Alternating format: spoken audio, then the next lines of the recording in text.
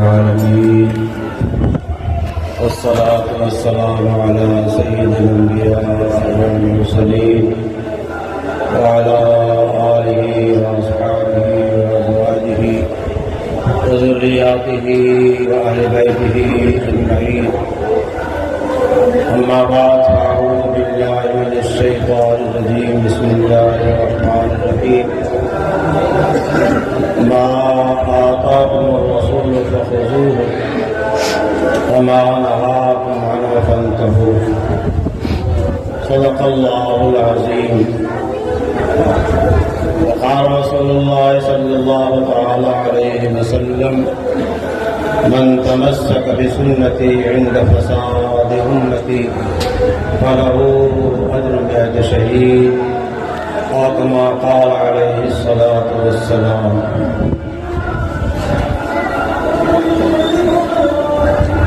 جب سر میں ہوائے طاعت تھی، سرسبز شجر امید کا تھا. جب سر میں ہوائے طاعت تھی، سرسبز شجر امید کا تھا. جب سر عیسیاں چلنے لگی، اس پیڑ نے پھلنا چھوڑ دیا. جب سر عیسیاں چلنے لگی، اس پیڑ نے پھلنا چھوڑ دیا. اللہ کی راہ بھی ہے کھلی، اللہ کی راہ بھی ہے کھلی، آثار نشان سب قائم ہے.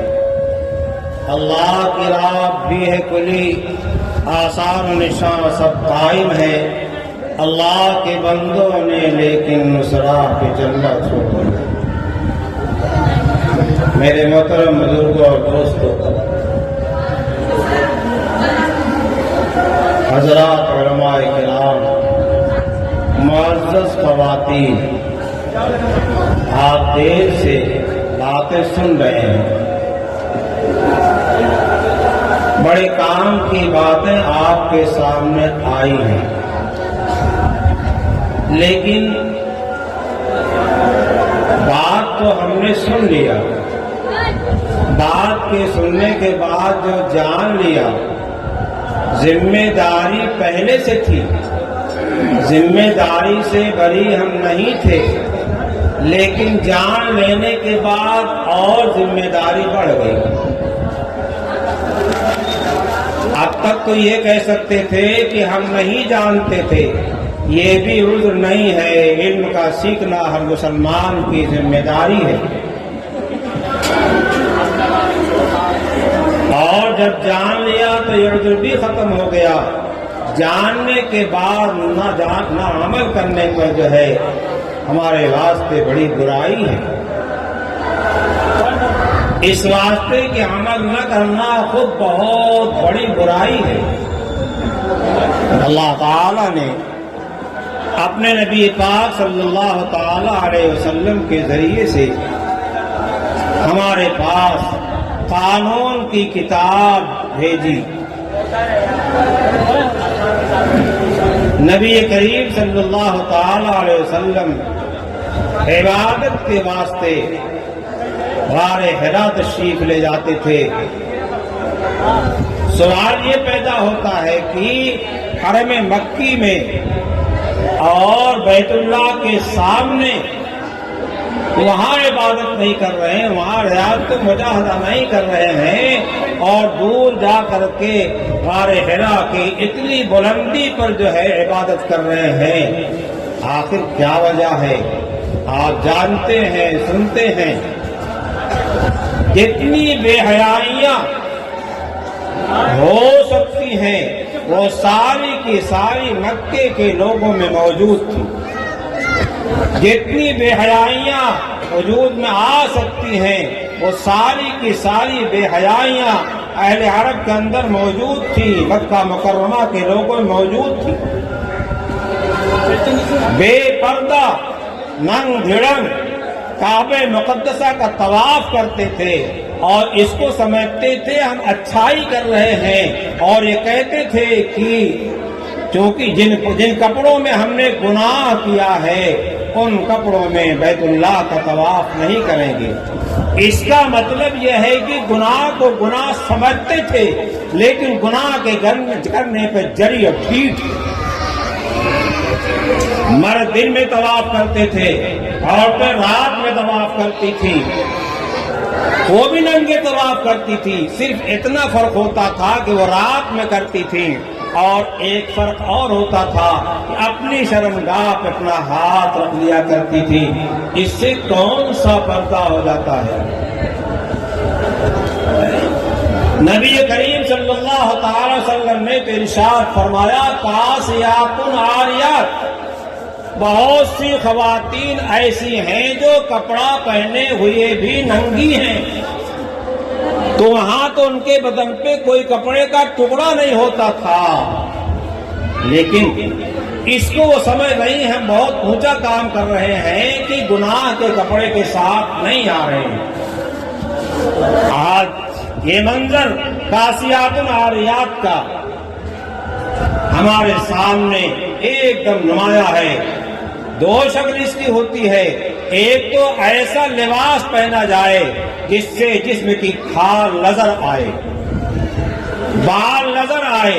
ہماری خواتین ایسے لباس پہن رہی ہیں اور بال کا تو پردہ جیسے ختم ہی ہے، دوپٹے ایسے استعمال کیے جا رہے ہیں کہ بسارا بال نظر آ رہا ہے، ایسے دوپٹے سے نماز پڑھتی ہیں تو ان کی نماز نہیں ہوتی۔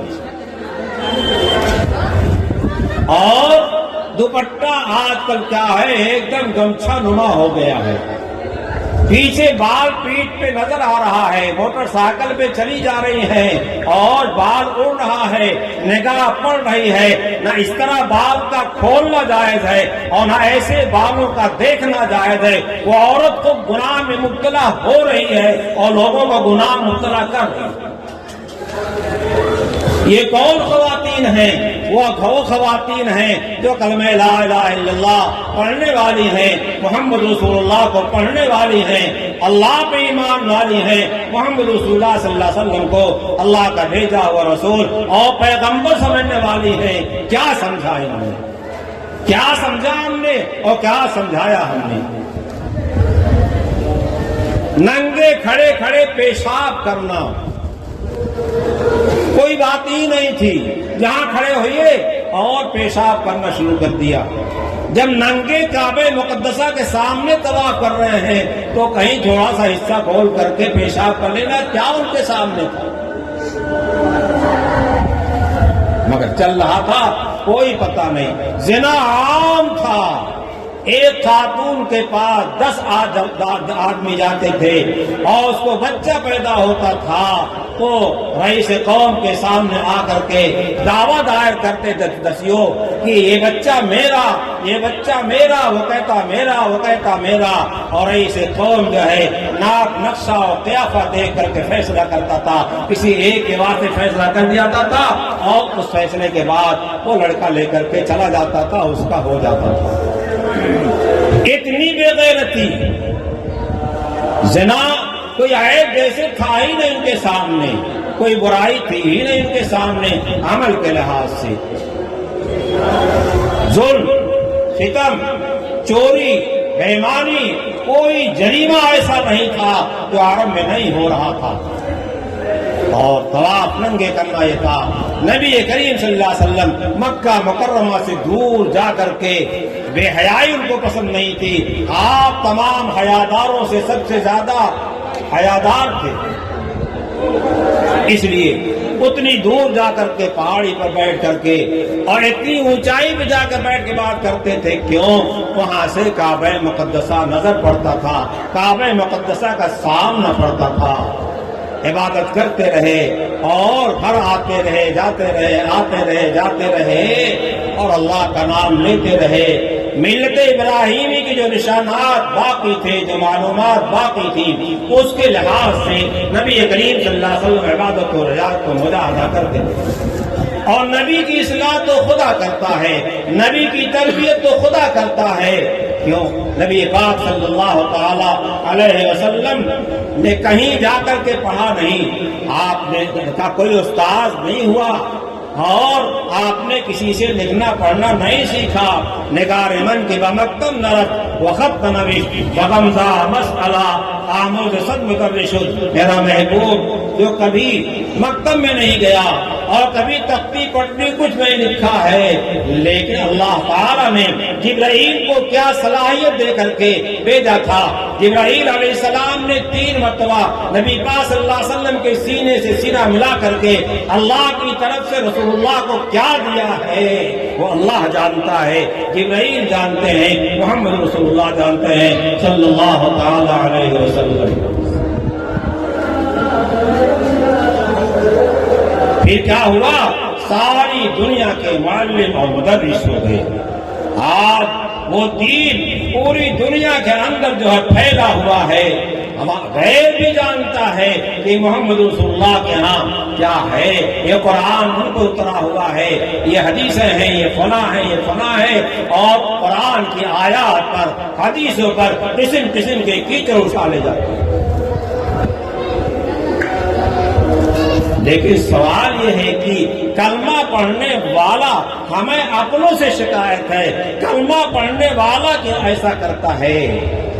محمد رسول اللہ صلی اللہ علیہ وسلم کو اللہ کا پیغام پر ماننے والا ایسا کیسے کرتا ہے؟ ایسا ہے اللہ سے محبت نہیں ہے جیسی محبت ہونی چاہیے. ہم کسی کے ایمان پہ حملہ نہیں کرتے، کسی کی یقین پہ حملہ نہیں کرتے، لیکن ہم نے گناہوں کے ذریعے سے نافرمانیاں کر کے ہمارے ایمان کی جو روشنی تھی اس روشنی کو چھپا لیا ہے.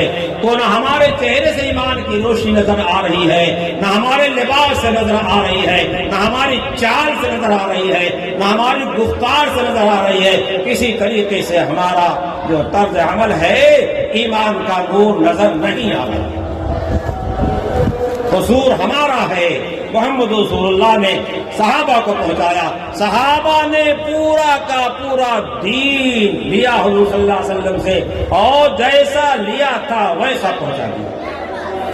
نبی کریم صلی اللہ علیہ وسلم پہ اللہ تعالیٰ نے قرآن پاک کی آیت نازل فرما کر کے میدان عرفات میں حج کے روز جو ہے اعلان کر دیا، الیوم اکملت لکم دینکم واتممت علیکم نعمتی ورضیت لکم الاسلام دینا.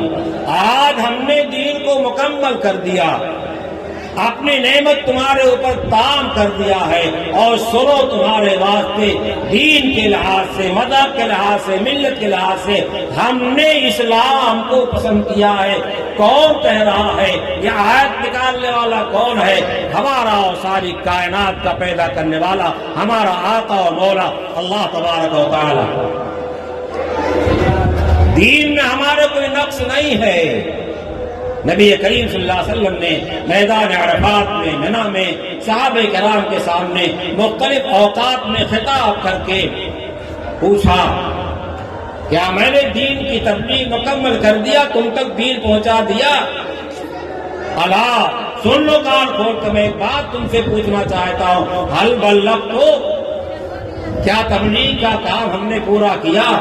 صحابہ کرام کی پوری جماعت نے قرار کیا، قد بلغت الرسالہ وادیت الامانہ، رسالت کا کام آپ نے پورا کیا. نبی کا تقوی دیکھیے، نبی کا خوف خدا دیکھیے. جتنا تقوی نبی کے اندر ہے، جتنا خوف خدا کسی کے اندر ہے، کسی اور انسان کے اندر نہیں ہو سکتا. حدیث پاک میں آتا ہے، انا اخشاکم للہ واتقاکم للہ، میں سب سے زیادہ خدا کا تقوی والا ہوں اور سب سے زیادہ خدا سے خوف کرنے والا ہوں، ڈرتا ہوں. نبی پاس جیسے ہم کو اور آپ کو فکر ہونی چاہیے کہ آخرت میں کیا ہوگا، نبی علیہ السلام کی فکر سب سے اونچی ہے، سب سے عالی ہے. آپ کو قیامت میں اللہ کے سامنے جواب دینے کا استحضار ہے، جبکہ اللہ نے آپ کے تمام گناہوں کو کیا کیا؟ ایسا معاف کیا کہ آپ سے گناہ ہوگا ہی نہیں. سارے انبیاء کرام علیہم الصلوۃ والسلام معصوم ہیں، لیکن خوف ہے اللہ کا. تو صحابہ کرام سے کہا کیا میں نے تبلیغ کا کام پورا کر دیا، رسالت کا کام پورا کر دیا؟ سارے صحابہ کرام نے اقرار جب کر لیا تو اوپر ہاتھ اٹھا کے کہا اللہم اشہد اللہم اشہد، اے اللہ تو گواہ ہو جا، تو دیکھ رہا ہے، سن رہا ہے کہ یہ یہاں پر اقرار کر رہے ہیں ہم نے تبلیغ اور رسالت کا کام پورا کر دیا، یہ اقرار کر رہے ہیں۔ نبی علیہ السلام نے اتنے اہتمام کے ساتھ یہ ذکر کیا ہے، آپ کا خوف، آپ کا تقوی اور کام کی ذمہ داری اور امانت کا عظیم ہونا اس سے معلوم ہوتا ہے۔ صحابہ نے ایک ایک خلق کو لیا اور صحابہ کرام جہاں ان کو حضور نے بھیج دیا وہاں چلے گئے، صدیق اکبر نے بھیج دیا وہاں چلے گئے، عمر فاروق نے بھیج دیا وہاں چلے گئے، جس کا کام جہاں منتقل کر دیا گیا، جس علاقے کا حوالہ ان کو دے دیا گیا وہاں گئے، وہاں کام کیا اور وہیں دفن ہو گئے، اور وہاں کا ماحول بدل دیا، حتیٰ کہ وہاں کی زبان بدل دیا۔ عرب کا خطہ بہت مختصر سا خطہ ہے، لیکن صحابہ جہاں گئے دور دور تک جو ہے آج عرب کہا جا رہا ہے اور عربی بولی جا رہی ہے۔ بہرحال اللہ تعالی نے اپنے پاک حبیب صلی اللہ علیہ وسلم کو رسالت کے واسطے منتخب کیا اور رسالت کی سیادت کے واسطے منتخب کیا اور آپ کو تمام نبیوں کا سردار بنایا، آپ کو خاتم النبیین بنایا، اور خاتم النبیین یہاں آ کر کے نبوت کا دروازہ بند ہو گیا اور حضور نے اعلان کر دیا کہ لا نبی بعدی، میرے بعد کوئی نبی نہیں آئے گا۔ جس طریقے سے آپ کے بعد کوئی نبی نہیں آئے گا، اسی طریقے سے خاتم النبیین کا ایک عنوان یہ بھی ہے کہ نبوت کے جس مقام عالی پر، رسالت کے جس مقام عالی پر سیدنا محمد رسول اللہ صلی اللہ علیہ وسلم فائز ہیں، وہ سب سے اونچا مقام ہے، تمام نبیوں سے اوپر ہیں، تمام رسولوں سے اوپر ہیں۔ حدیثیں جو ہیں آپ کے قرآن کی تفسیر ہیں، دین کی تشریح ہے، نبی کا صلی اللہ علیہ وسلم کو دین کا شارح، دین کا مفسر، قرآن کا مفسر بنا کر کے بھیجا گیا ہے۔ حضور نے موقع پہ ارشاد فرمایا میں بھی امر کرتا ہوں، میں بھی نہیں کرتا ہوں، یہ اللہ کی طرف سے ہے، اور اللہ نے قرآن میں اعلان کیا اطیعوا اللہ و اطیعوا الرسول، اللہ کی اطاعت کرو، رسول کی اطاعت کرو۔ دوسری کا ارشاد فرمایا من یطع الرسول فقد اطاع اللہ، جو رسول کی اطاعت کرتا ہے وہ اللہ کی اطاعت کرتا ہے، رسول کی اطاعت اللہ کی اطاعت ہے۔ گفتہ وہ گفتہ اللہ بود، گھر کے حلقوں میں عبداللہ بود، رسول علیہ السلام کی بات اللہ کی بات ہے، اگرچہ اللہ کے بندے محمد رسول اللہ صلی اللہ علیہ وسلم کی زبان سے وہ بات نکل رہی ہے۔ سوچئے قرآن نے کس طریقے سے ہمیں سمجھایا اور کس طریقے سے جو ہے صحابہ کرام کو دے کر سب کا ذہن بنانا چاہا، لیکن ہمیں فرصت ہی نہیں ہے قرآن سیکھنے کی، ہمیں فرصت ہی نہیں حدیثوں کے جاننے کی، اور کوئی مسئلہ سامنے آ جاتا ہے تو ہم سے بڑا کوئی مفتی نہیں۔ کہہ دیں صاحب مسئلہ تو مولوی لوگ بتائیں گے، ہماری سمجھ میں آتا ہے، مفتی لوگوں سامنے تمہاری سمجھ کی کیا حیثیت ہے؟ مفتی جو فتویٰ دے گا وہ قرآن دیکھ کے فتویٰ دے گا، حدیثیں دیکھ کے فتویٰ دے گا، تم کہاں سے فتویٰ دے رہے ہو؟ کیسے کہنے کی جرأت ہو گئی اللہ کے قانون کے مطابق، کسی مسئلے کے مطابق کہ میرا جی یہ فیصلہ کرتا ہے؟ ہو تم کون؟ ہو ہم کون؟ ہم کون ہیں؟ جب ہم قرآن کا حکم نہیں جانتے، حدیثوں کا فیصلہ نہیں جانتے ہیں، تو ہمیں حق حاصل نہیں ہے کسی مسئلے کے بارے میں بولنے کا۔ ہماری ذمہ داری یہ ہے کہ فاسألوا اہل الذکر ان کنتم لا تعلمون، اگر تمہیں نہیں معلومات ہے دین کی، شریعت کی، تو جا کے اہل ذکر سے جو جاننے والے ہیں ان سے پوچھو۔ ہمارا کام کیا ہے؟ اہل ذکر سے پوچھنے کا ہے۔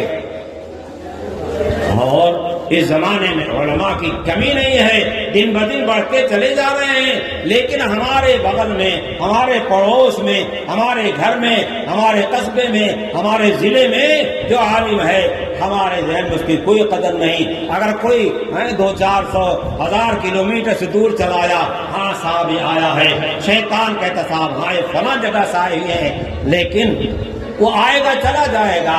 ہمارے ہر وقت کا مسئلہ بتانے والا، دین کی رہنمائی کرنے والا وہ عالم ہے جو ہمارے گھر میں ہے، جو ہمارے محلے میں ہے، جو ہمارے قصبے میں ہے، جو ہمارے ضلع میں ہے، جو ہمارے قریب ہے، لیکن ان سے کوئی لگاؤ اور کوئی تعلق نہیں ہے۔ بیٹھ ان کی برائیاں کرتے ہیں، بیٹھ ان کا استہزاء کرتے ہیں۔ اسی عالم دین کا استہزاء کرنا علم کے لحاظ سے، عالم دین ہونے کے لحاظ سے دین کا استہزاء ہے، اور دین کا استہزاء انتہائی خطرناک۔ اللہ تعالی نے اعلان فرمایا، ارشاد فرمایا، ما آتاکم الرسول فخذوہ وما نہاکم عنہ فانتہوہ۔ نبی علیہ السلام تمہیں جو حکم دیں، جو نیکی بتائیں، اللہ کی اطاعت کا جو راستہ میں اطاعت کا جو راستہ بتائیں، اس کو فوراً لے لو، پکڑ لو۔ لینے پکڑنے مطلب کیا ہے؟ اپنی زندگی میں اس کو اتار لو اور ڈھال لو۔ نبی کی چال کو اپنی چال بنا لو، نبی کی بات کو اپنی بات بنا لو، نبی کی نگاہ کو اپنی نگاہ بنا لو، اور نبی کی زبان کو اپنی زبان بنا لو۔ کیا مطلب؟ نبی جو بات بولتا ہے وہ بات بولو، نبی جو حدیثیں سناتا ہے اس کو سناؤ، نبی اپنے نگاہ میں جو انداز اختیار کرتا ہے وہ انداز اختیار کرو۔ ہماری نگاہیں اٹھتی رہتی ہیں، اجنبیات اٹھتی رہتی ہیں، پڑھتی رہتی ہیں، لیکن اس کا نقصان نہیں جانتے۔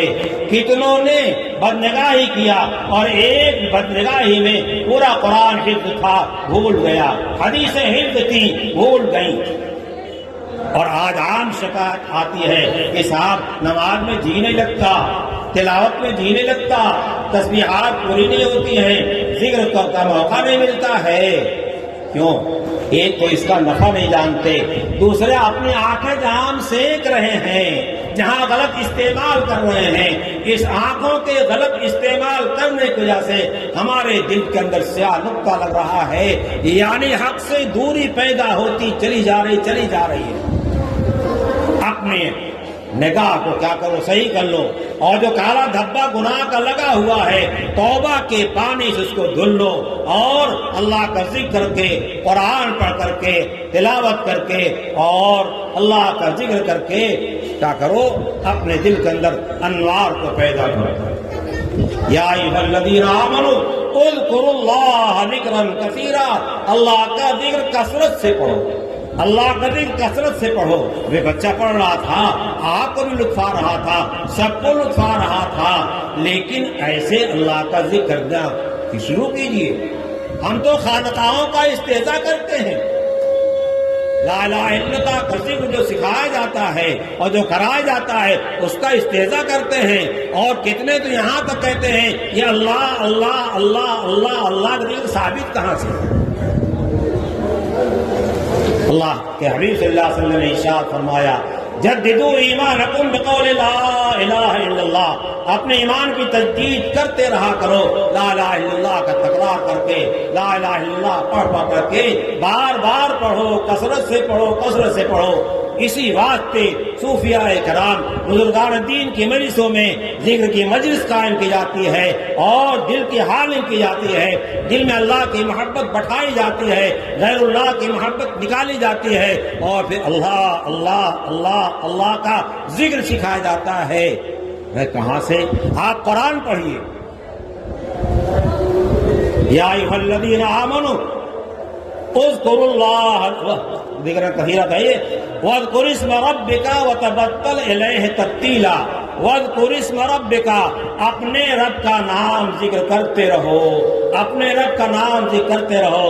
رب کا نام کیا ہے؟ پورا جملہ ہے، رب کا نام تو اللہ، اسم ذات اللہ ہے، آج ہماری زبان اس کا ترجمہ کیا ہوگا، اس کا مفہوم کیا ہوگا؟ اپنے اللہ اپنے رب کے نام کو جپتے رہو جپتے رہو جپتے رہو، مگر ہمیں تو گانے یاد آتے ہیں۔ ہماری زبان تو گالیوں سے آباد ہے، ہماری زبان ہردم سالے بہنو ہی رہتا ہے، ہتھری دتری رہتا ہے، ان کی ماں کو وہ گالی دے رہا، اس کی ماں کو وہ گالی دے رہا۔ زبان ہماری اللہ کی بنائی ہوئی، رسول اللہ صلی اللہ علیہ وسلم نے زبان کو کس واسطے استعمال کیا تھا؟ حدیث پاک میں آتا ہے ما کان رسول اللہ صلی اللہ علیہ وسلم فحاشا ولا متفحشا، آپ کے اندر نہ فحش تھا نہ آپ فحش کو اختیار کرتے تھے بتکلف، کسی انداز سے نہیں۔ اور رسول اللہ صلی اللہ علیہ وسلم بازاروں میں شور کرنے والے نہیں تھے، ہمیں بازاروں کے شور میں مزہ آتا ہے، نبی کی سنتوں سے کوئی ہمارا جوڑ نہیں۔ غور کیجئے، آئیے اللہ کے حبیب صلی اللہ علیہ وسلم کے طریقے پر اور اللہ کا ذکر کیجئے، خانقاہوں سے جڑیے، اللہ والوں سے جڑیے۔ اور یہ چیز کہاں ہے؟ قرآن میں ہے، یا ایھا الذین آمنوا اتقوا اللہ وکونوا مع الصادقین، اے ایمان والو اللہ کا تقوی اختیار کرو اور صادقین کا ساتھ پکڑو، اور صادقین کا ہاتھ پکڑو، وہ تمہیں راستے پہ چلا دیں گے اور راستہ دکھا دیں گے۔ صادقین کون ہیں؟ جن کے دل میں اللہ کی محبت جم گئی ہے، گھر کر گئی ہے۔ اسی واسطے ذکر کیا کرایا جاتا ہے؟ ذکر کے معنی یاد کے ہیں۔ یاد کہاں ہوتی ہے؟ سر کے بالوں میں ہوتی ہے۔ یاد کہاں ہوتی ہے؟ انگلیوں میں ہوتی ہے۔ یاد کہاں ہوتی ہے؟ ہمارے ہاتھ میں ہوتی ہے۔ یاد کی جگہ دل ہے۔ یہ دل کیا ہے؟ قلب المومن عرش اللہ، یہ دل کے اندر اللہ کا نام ہونا چاہیے۔ اسی اللہ کے نام کو بسانے کے واسطے یہ سارے اذکار کرائے جاتے ہیں۔ اللہ کے حبیب صلی اللہ علیہ وسلم نے طریقہ بتایا کہ اللہ کو یاد کرنے کا اور اللہ کے استحضار کا ایک طریقہ بتایا کہ ان تعبد اللہ کانک تراہ، اللہ کی بات ایسی کرو گویا تم دیکھ رہے ہو۔ اور بہت لمبی تفصیل ہے، میں دوسرے نمبر کو آپ بتاتا ہوں۔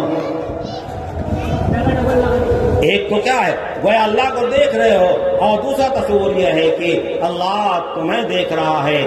یہ تصور خانقاہوں میں بتایا جاتا ہے، یہ تصور اللہ والوں کے یہاں بتایا جاتا ہے، جس تصور کو نبی کریم صلی اللہ علیہ وسلم نے حدیث کے اندر بیان کیا ہے۔ ہر وقت میں ہمارے ذہن میں دماغ میں یہ بات ہو، اللہ ہم کو دیکھ رہا ہے، اللہ ہم کو دیکھ رہا ہے، اللہ ہم کو دیکھ رہا ہے۔ یہ تصور ہوگا، آنکھ غلط اٹھے گی تو فوراً یاد آ جائے گا اللہ دیکھ رہا ہے۔ زبان غلط اٹھے گی، اللہ دیکھ رہا جان رہا ہے۔ کان غلط سنے گا، اللہ دیکھ رہا جان رہا ہے۔ ہاتھ پیر غلط چلیں گے، اللہ دیکھ رہا جان رہا ہے۔ یہ جو خانقاہوں میں محنت کرائی جاتی ہے، اسی صفت استحضار کو پیدا کرنے کے واسطے یہ محنت کرائی جاتی ہے۔ لیکن ہم تو خانقاہوں کی دھجیاں اڑاتے ہیں۔ نہیں میاں، اس کے بغیر چارے کار نہیں ہے۔ آپ فضائل ذکر دیکھیے، شیخ زکریا کی فضائل ذکر دیکھیے، دوسری کتابیں دیکھیے، اس میں ذکر کے جو فضائل لکھے ہوئے ہیں تو شاید آپ ہماری بات کی موافقت کریں۔ میں تفصیل نہیں جانا چاہتا، وقت بالکل ختم ہو رہا ہے۔ میں بس یہ کہنا چاہتا ہوں کہ یہ ذہن اور دماغ پیدا کیجئے اللہ والوں کے پاس بیٹھ کر کے۔ جب یہ دماغ پیدا ہوگا، ہمارے دل میں اللہ کی یاد بسی ہوئی ہوگی، رچی ہوئی ہوگی، تو ہمارے اعضاء و جوارح صحیح استعمال ہوں گے۔ مرد بھی اس کو کریں، عورتیں بھی اس کو کریں۔ اور میں نے بدنگاہی تذکرہ کیا، جس طریقے سے مردوں سے بدنگاہی ہوتی ہے ویسے ہی عورتوں سے بدنگاہی ہوتی ہے۔ قرآن نے دونوں کو تنبیہ کیا ہے، قل للمؤمنین یغضوا من ابصارہم ویحفظوا فروجہم، میں مومنین کو مردوں کو خطاب کیا ہے، وقل للمؤمنات یغضضن من ابصارہن ویحفظن فروجہن۔ نگاہیں نیچی ہوں گی تو عصمت جو ہے وہ ہماری ضائع نہیں ہوگی، برباد نہیں ہوگی۔ ہم نے اپنے بچوں کو عقائد اسلام نہیں سکھایا ہے، تو جس عقیدے پہ ہماری بچی چاہتی چلی جاتی ہے، ہم نے قرآن کی عظمت نہیں سکھایا، نماز کی عظمت نہیں سکھایا، دین کی عظمت نہیں سکھایا، تو ہماری بچی کہاں جا رہی ہے، جہاں چاہے چلی جائے، وہ سمجھتے جیسے مسلمان ہیں ویسے غیر مسلم ہیں، یہ بھی مرد ہے وہ بھی مرد ہے، ہم جس کے ساتھ چاہے جائیں۔ یہ کمی ہماری ہے کہ ہم نے کالجوں میں پڑھایا، اسکولوں میں پڑھایا، آپ حالات جانتے ہیں کہ رشتہ وہیں طے ہو جاتا۔ اتنا ہی نہیں ہے، رشتے کے طے ہونے سے پہلے بہت سے مرد اور لڑکے لڑکیاں ایسے ہیں جو میاں بیوی جیسی زندگی گزار رہے ہیں، جا کے دیکھ لیجیے اسکولوں میں کالجوں میں۔ یہ کوئی چھپی ہوئی بات نہیں ہے جس کو نہیں کہا جا سکتا، نہیں کہتے، ہمیں غیرت آتی ہے۔ عقائد کو درست کیجئے، اعمال اسلام کو درست کیجئے، اپنے بچوں کو پہلے مسلمان بنائیے، اس کے بعد دنیا کی کوئی ڈگری حاصل کرائیے۔ دنیا کی ڈگریوں کو آج کل لوگ پریشان ہیں، عورتوں کو ڈگریاں دینا چاہتے ہیں، عورتوں سے کمانا چاہتے ہیں۔ اسلام نے عورتوں سے کموایا ہی نہیں ہے، اسلام نے عورتوں سے کموائے نہیں ہے۔ ساری آوازیں اٹھ رہی ہیں کہ صاحب کا نام کی عورتوں کی کالج، عورتوں کی کالج، عورتوں کی کالج۔ ہاں، اہتمام کے ساتھ اور پردے کے احتیاط کے ساتھ۔ پردے کے احتیاط کیا کریں گے، کون محرم ساتھ میں ہوتا ہے اور جو واقعات سامنے آ رہے ہیں معلوم ہے، لیکن جو شرعی طریقہ ضابطہ ہے اس کے مطابق آپ چلائیے اسکول، چلائیے کالج، ہم نہیں منع کرتے، لیکن ایک ذہن ایسا بنا دیجئے ہماری بچی گناہ کو گناہ سمجھے، اللہ کی نافرمانی کو نافرمانی سمجھے، عقائد اس کے پختہ ہوں، ہمارے بچے اس کو سمجھیں، پھر جہاں جائیں یہ مسلمان بن کر کے رہیں گے، تب تو ان کو کالجوں میں بھیجو، ورنہ دنیا مقصود نہیں ہے۔ دنیا ٹھیکرا ہے اور دنیا کی دولت ٹھیکری ہے، ہم آخرت پہ ایمان رکھتے ہیں، ہمارے واسطے اصل کیا ہے، آخرت ہے، اس واسطے اس کا اہتمام کیجیے۔ اللہ ہمیں بھی توفیق نصیب فرمائے، آپ بھی توفیق نصیب فرمائے، اور علماء سے جڑیے، کتابوں کا مطالعہ کیجیے، عقائد درست کیجیے۔ اللہ تعالیٰ سب کو توفیق سے نوازے۔